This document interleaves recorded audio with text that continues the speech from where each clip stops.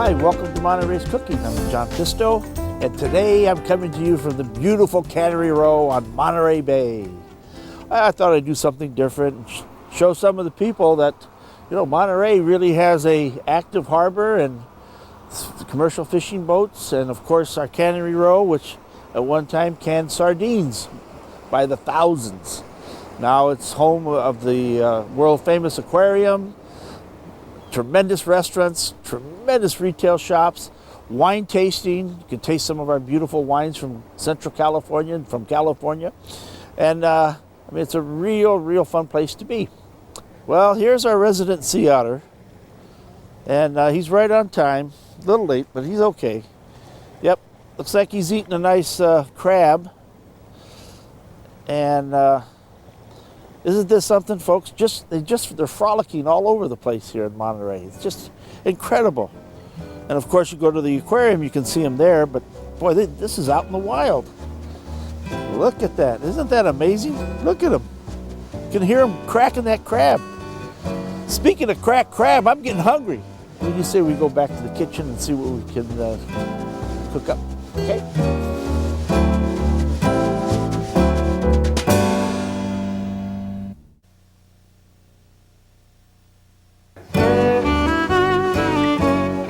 For those of you that don't know Monterey very well or at all, I hope you enjoyed those scenes we brought you down by the water. Kind of nice, huh? Very pretty. The harbor and views of Fisherman's Wharf with all the nice restaurants, and views of Cannery Row with restaurants and hotels and retail shops, wine tasting rooms, everything.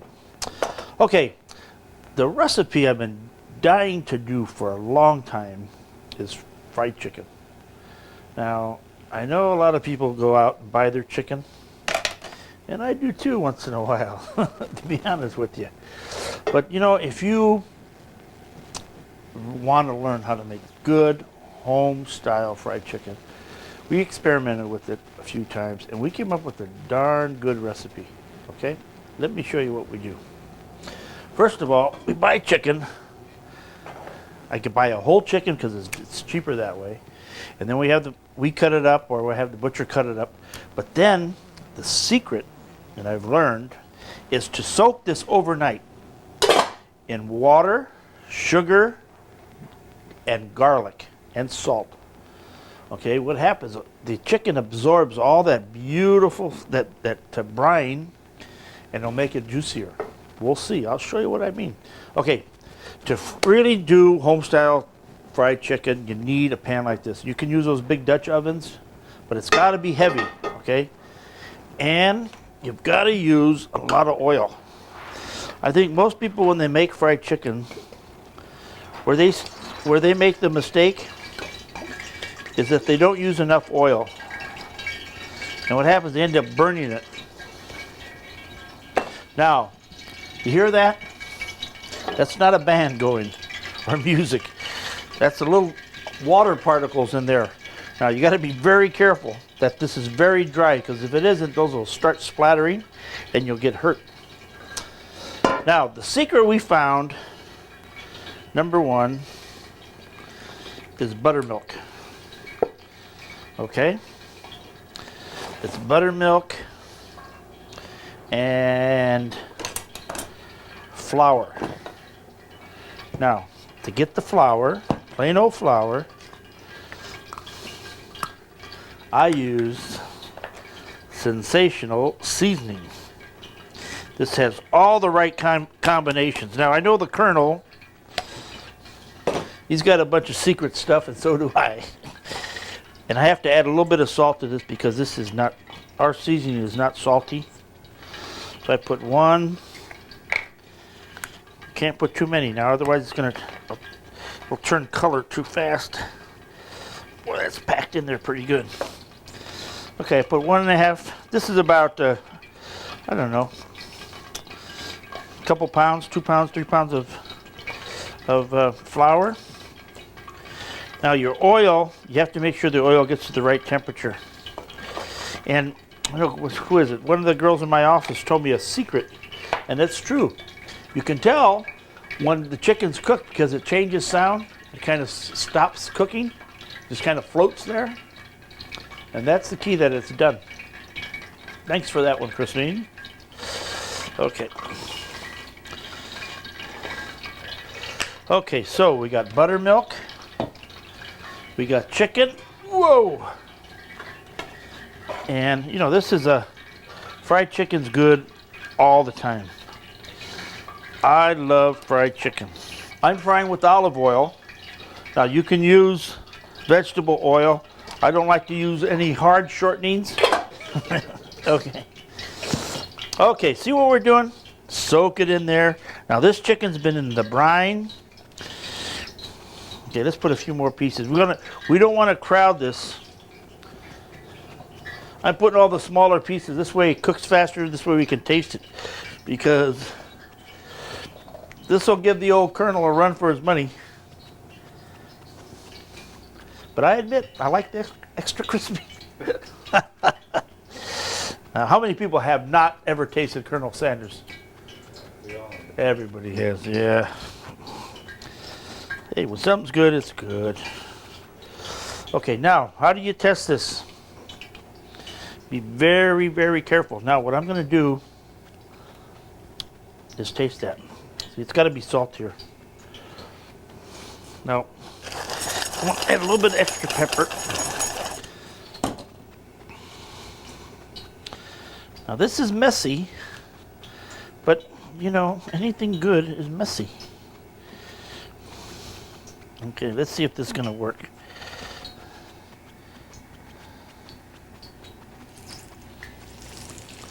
All right. Now, if you had a gauge, you have to have a, what do you call those, thermometers? I've been, you know, I can kind of eyeball this. This should be at about 350, no more than 350. All right. Just lay those in there nice. That's about 350, 375. That's good. See, we use this heavy skillet because that's going to hold the heat.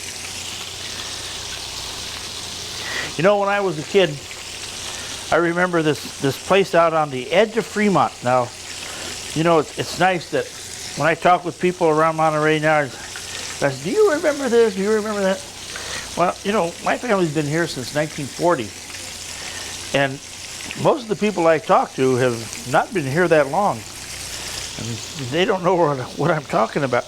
But there used to be this little chicken restaurant, and all this lady cooked was fried chicken and roast duck. And she had stuffing and mashed potatoes. And she was a black woman. And in fact, she sent her kids through college.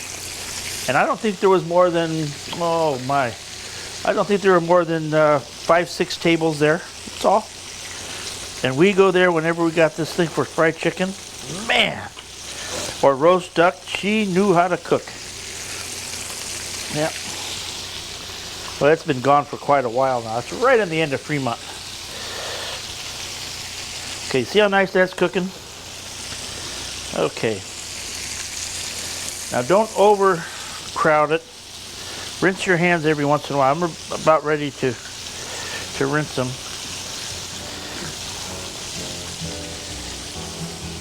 Now, if it browns too fast,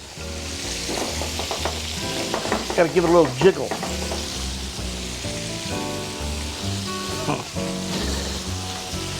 Okay, when I come back, I'm going to show you what the best accompaniment to fried chicken is, and it's not coleslaw.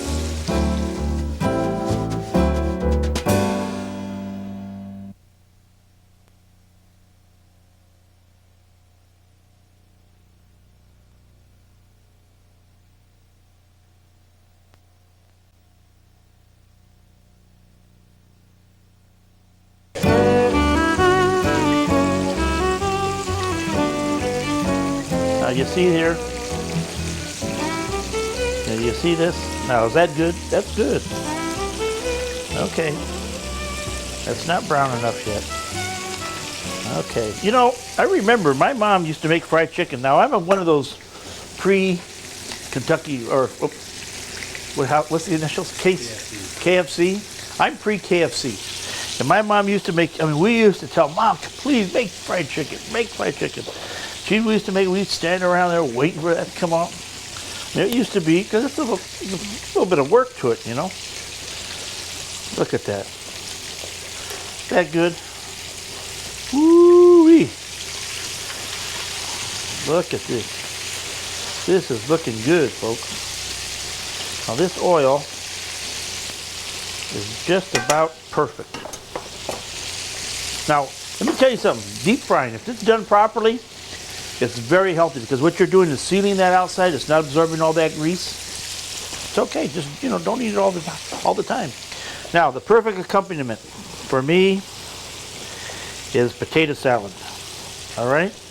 So I've got some, these are Yukon Golds. Let me show you the kind of potato salad I make. And I think it is the best. Now, everyone loves potato salad, right? I mean, that's about, you know, every nationality makes a type of potato salad. In Italy, they combine it with oil, olive oil, and vinegar. France and Italy, I've seen it done with mayonnaise too. But nice combination of things. Okay, look at this. Just slice it up. Okay. Now I had a couple things that are a little, well, I had a couple things that are different than most people.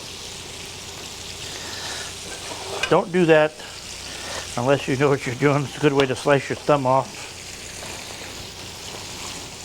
Okay, the eggs, we want them chopped like that.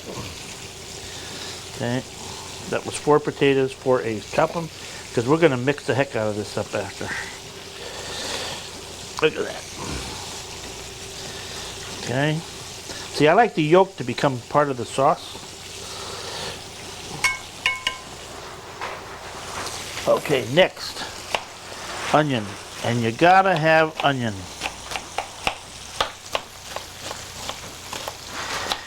And you gotta put a fair amount of onion, otherwise it doesn't have that good flavor. And keep your eye on your chicken.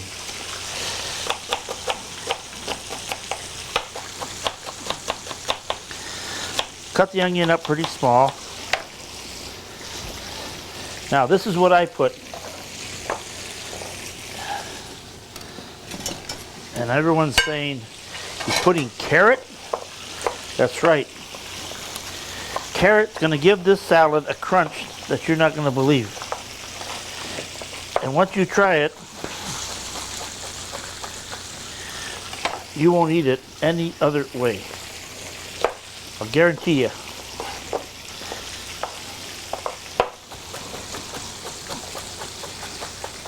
So cut it small. Okay, a little bit more.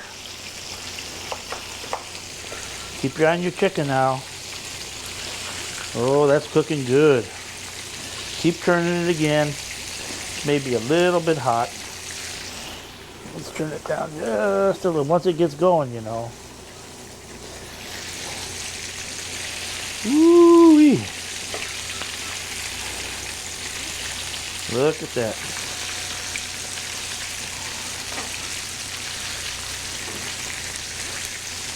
Okay. Ooh.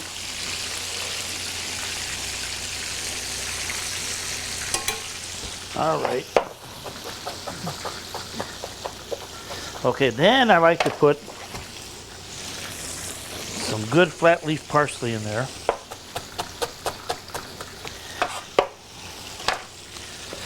That. Put a little bit of salt. Good shot of pepper. A good shot of good old American mustard. Now, mayonnaise. I made some garlic mayonnaise the other day. And instead of putting store-bought, we're going to put some good old garlic mayonnaise for garlic potato salad. How's that sound? Mm-hmm. Okay, when we come back, we're going to continue cooking this extravaganza.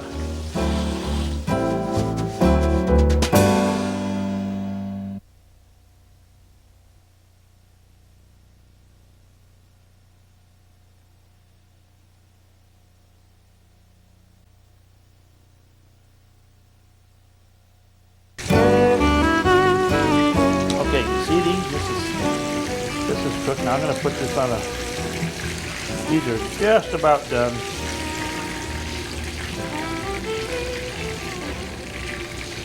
Okay, then we'll get this ready for the next batch. Clean the oil.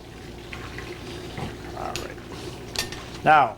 Now is the time to start thinking about what we're going to drink with this. So we have Carla Hall here from Ventana Vineyards. Hi. Carla, hi. How are you? Nice to meet you. Thanks. Nice to see you again. We tell you what we're going to cook today, and Right. you have some ideas what we should be drinking. We brought two. Now, we're breaking the rules. Yes, we're breaking Okay. the rules, definitely. So, what do we have? We brought a Syrah, which Syrah. is a nice full-bodied red wine with some good fresh cracked black pepper flavors to it, which is going to really bring out the spices in the chicken. It's going to accompany the spices in the chicken. Okay. For those who would like to cool the spices a little bit, we brought the dry Chenin Blanc, and that's got a barrel fermented wine. It's smooth, it's crisp. It's a very nice drinking wine. Barrel fermented? Completely barrel fermented. Which makes really softens the wine out It a bit. softens and kind of controls acidity. It's a great wine. Okay. Let us try. Just gonna do a These little are piece beautiful. here. Nice and crispy, brown as heck. See, hold that one. And we got the, oh, don't forget, we got all that nice garlic in this potato salad. That's for you. Wonderful. Thank That's you. for you. And let me do the same. And we'll try this. Oh, gotta pour the wine. All right. This is the That's the Syrah. right? I like Syrah, is delicious. Beautiful color too. Monterey County is doing very well with this grape, aren't they? It's one of the Rhone varietals. Yes. Yes, and this area is very suited to the Rhone varietals. If you haven't tried it, I tell you, it's a whole different type of flavor. I think raspberries and all It's these. black cherry, raspberry, cassis, but Wow. predominantly in the Ventana Syrah is that fresh cracked black pepper. Oh, I love that. That sounds great. Dry Chenin Blanc and Syrah. Okay, let's give it a shot here. Okay. See what we got. Let's pull that chicken off. There you are.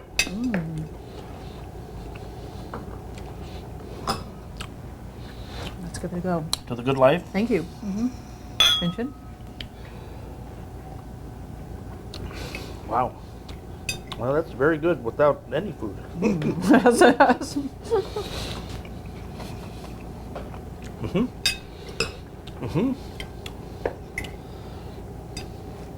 Now we'll try the dry Chenin.